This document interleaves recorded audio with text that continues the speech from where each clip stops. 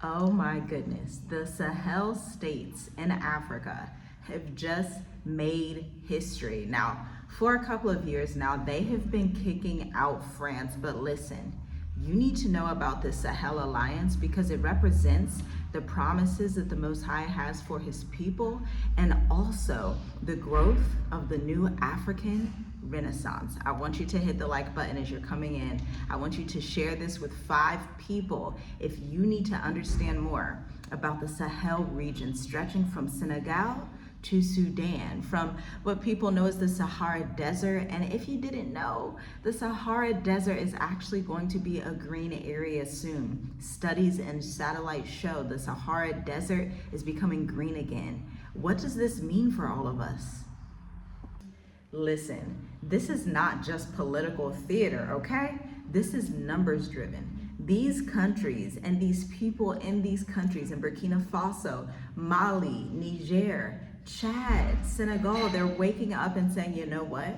We need to own our resources. We need to own our time. We need to put the proper rates on the market for all of our resources. And the days of the old colonial order are over. They are sick of it. They're saying, no more. I don't want to deal with you anymore, France. And just so you know, France has colonized quite a few countries in Africa, okay? Like, they're one of the top colonizers. Even where I'm located in Southeastern Africa, they have colonized Madagascar, Mauritius, they've colonized Congo, they've colonized all over the place, and very heavily in West and Northern Africa, even Algeria and Northern Africa. Now, here's the thing though, this realignment has consequences for visa, trade, security, and business opportunities for those of us watching the continent and planning from the diaspora. Listen, I want to quote this proverb to you. Proverbs 25:5. Remove the wicked from the king's presence, and his throne will be established in righteousness. Wow, that's deep. As you can tell, the Sahel region, which outstretches a lot of area that's in the Sahara Desert, is about to be blessed, and it's going to be unstoppable. This is what prophecy and Proverbs state. But let's get down to these numbers real quick, okay? Because the numbers tell the story. Just 5 years ago, France had over a dozen military bases in Africa with the Sahel as its centerpiece. The Sahel used to be the prize of France, right? Such a strong region. They had bases in Mali, Burkina Faso, Niger, and Chad, like I just spoke about. 5,100 troops under Operation Barkhane at its peak, and dozens of defense cooperation deals. So France was seeing the Sahel region as this strategic place where they could have this other arm of France, which, by the way, France is pretty far away from the Sahel region geographically, but they felt like they would have an arm to control parts of Africa, arguably one of the most coveted, just prosperous parts of Africa, and it has that potential because we have the ancient Songhai empires, the ancient Mali empire, which many of us are descendant from.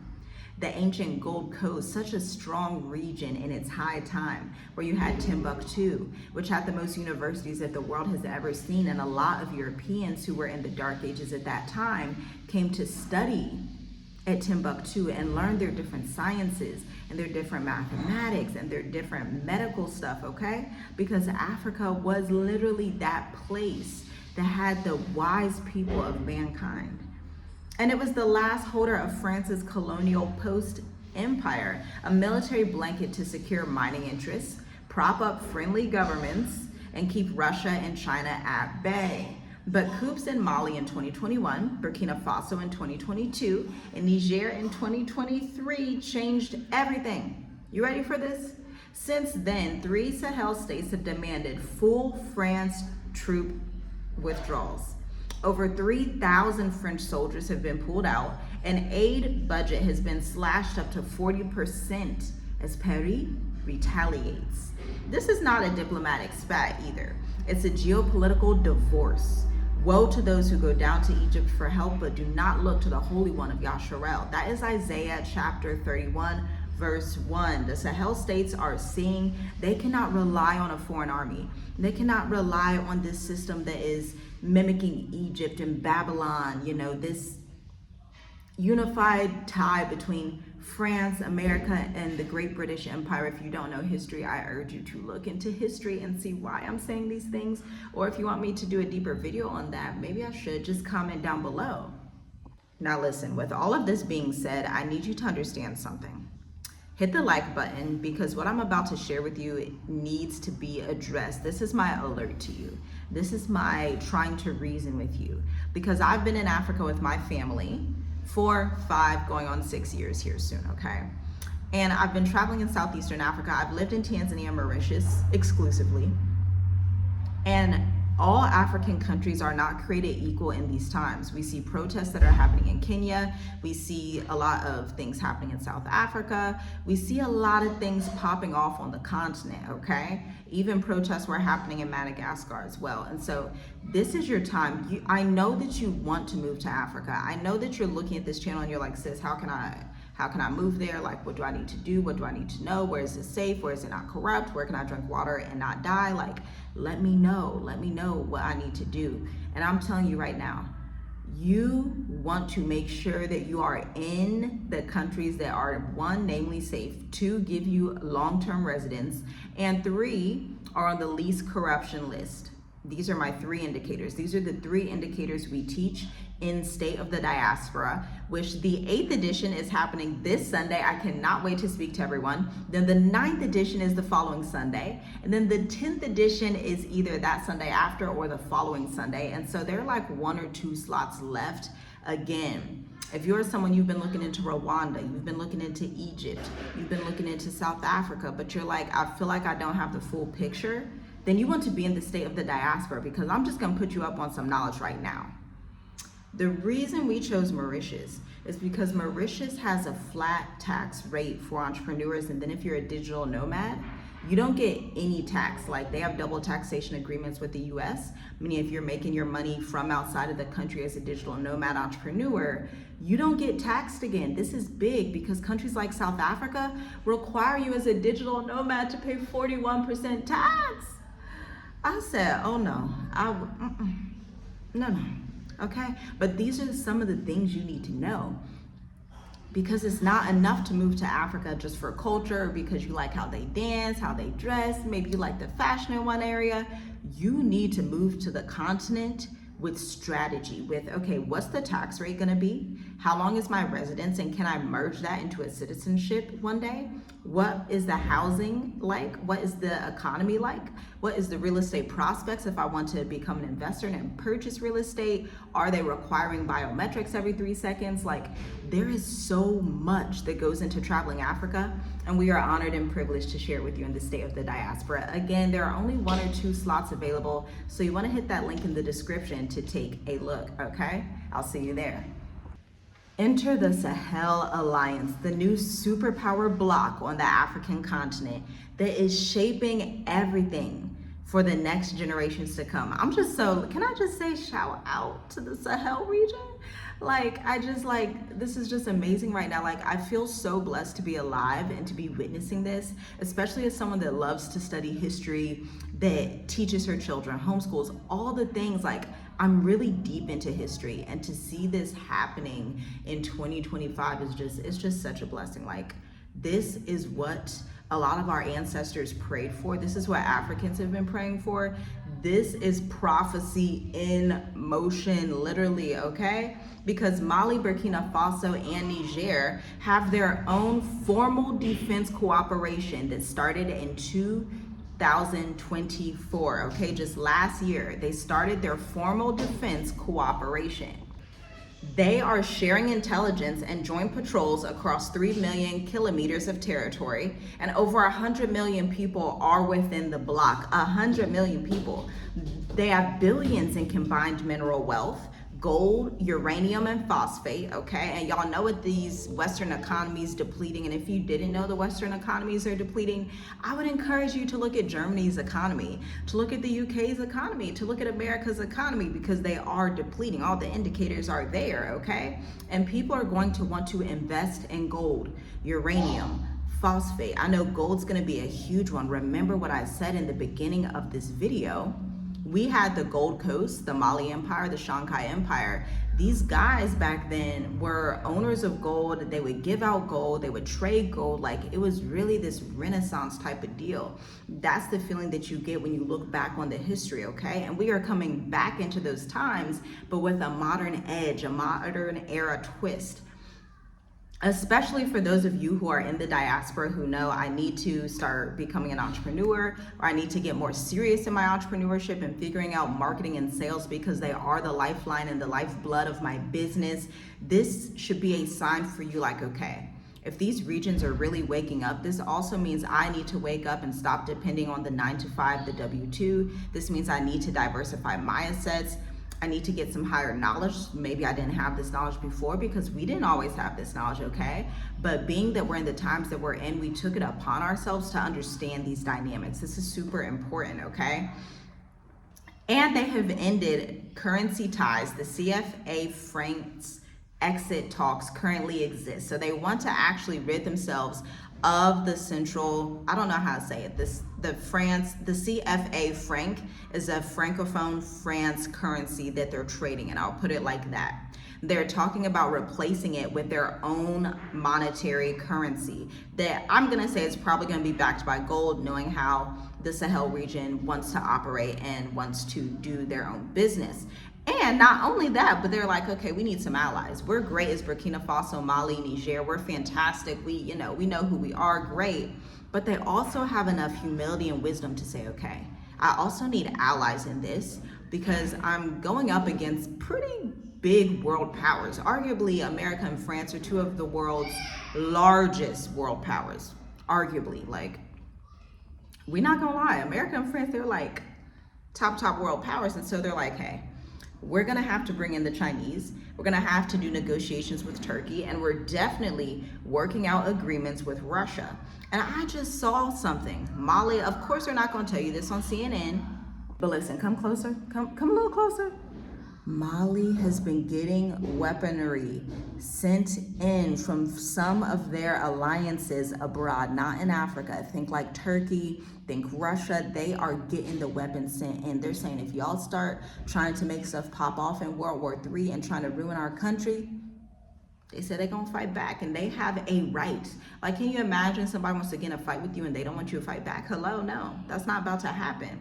But listen, they are also negotiating Chinese infrastructure investment. It's a pivot that shows Africa is no longer Europe's chessboard. It's a contested game with multiple players, diversification at its finest. And let's talk about France's strategic loss in numbers. Let's be clear here. France isn't just losing military bases. It's losing leverage over critical resources. And somebody, a European, came in the comments and educated us over here on the channel in the last video and say, it's actually going to be bad for the UK as well, because we in France supply electricity to the UK. So essentially, France supplies electricity to the UK, to Spain, to other areas in Europe. And so I was like, oh snap, that's kind of wild, isn't it? Again, listen here. Niger is the world's 4th largest uranium producer. Over 24% of France's nuclear fuel is sourced from Niger. Uranium sales are worth $200 million annually, okay? And when Niger's new government suspended uranium exports to France in 2024, just last year, Paris faced energy price spikes immediately and renewed debates over nuclear dependency. France generates 70% of its electricity, again, from nuclear plants. 56 active reactors need reliable fuel. And without stable Sahel access, dependence on alternative suppliers grows. Energy policy scrambles. This is why Paris responded with aid freezes, sanctions threats, and diplomatic isolation campaigns in the ECOWAS territories, which are like Ghana, Sierra Leone, Togo, Benin, Nigeria. France's economic footprint in the Sahel is shrinking, and it's losing both goodwill and hard logistics, which it needs to actually fund its infrastructure and its own survival and its economy and for its people. Now, the new alliances with Russia and China. Let's get into this. Oh my goodness. Let's go to Russia first. At least 13 military cooperation deals have been in Africa since 2018. The Wagner deployments in Mali, Burkina Faso, and Central African Republic are happening, and they are arming for mineral arrangements, okay? Now, China, let's talk a little bit about the Chinese in Africa. China is Africa's largest trading partner by far, submitting 282 billion to the African continent in 2022. I'm sure it has increased drastically even since then because of these political shifts that are happening. They really want to make sure that they're solidifying their deals in Africa. 30% of African infrastructure contracts are Chinese contracts. And before you come as an American propaganda is saying, well, they need to not do that with China and they need to, don't tell Africa what she needs to do. These are grown people who run entire societies and civilizations and who have traded with the Chinese since way before America was even a thought. Think thousands of years prior, okay? So don't be the American propagandist that does not understand history, that does not get an understanding in all things, that cannot empathize and understand that when you are a country, you need alliances. No country is gonna be a one country. They're gonna have alliances, they're gonna have people that they agree with, they're gonna have trade partners. And guess what trade partners do? It's just like business. You're gonna have somebody come into your business and do some contract work. You're not gonna do all the work yourself. You may not understand this if you're not an entrepreneur, but I'm gonna let you know. Us entrepreneurs, we don't do all the work ourselves. You're gonna have somebody come in on contract, you're gonna have an employee, you're gonna have alliances and strategic relationships happening. A country runs the same exact way. They need alliances, they need diversification. That does not mean that the Chinese need to become the next savior or anything like that. I believe Africa is a wonderful crossroads where they are fully awakening to not only how special they are as jewels of the Most High, a royal diadem in the hand of their mighty one, the mighty one of Abraham, Isaac, and Jacob, but they're also understanding, and this is according to prophecy in Isaiah 11, but they're also understanding I can't be at the crevice and at the knee bended down to any other nations ever again. This is why they're diversifying. When you see this diversification, like they're working with Russia, China, Turkey, obviously they're gonna work with Northern African nations. They're gonna work with as many people as they can. That shows you there's a level of realization happening where it's like, okay, we're not gonna just depend on one country. We're really gonna function as economic powerhouses and maneuver between different strategic relationships, okay? So I just wanted to put that out there for the Americans out there that I know American propaganda has really warped our minds, but I encourage us deeply to think critically and to empathize with Africa and to think like if you were the sovereign of one of these nations, then of course you're gonna have alliances. Of course you're gonna do business with China. Of course you're gonna do business with Russia, just like they do business with each other. That's period, point blank. Like I had to get that out there, okay? And then the Sahel states aren't becoming anti-global. They're becoming multipolar, like I'm saying. Turning away from Paris, welcoming Moscow's no-string security, and signing Beijing's infrastructure and mining deals, okay?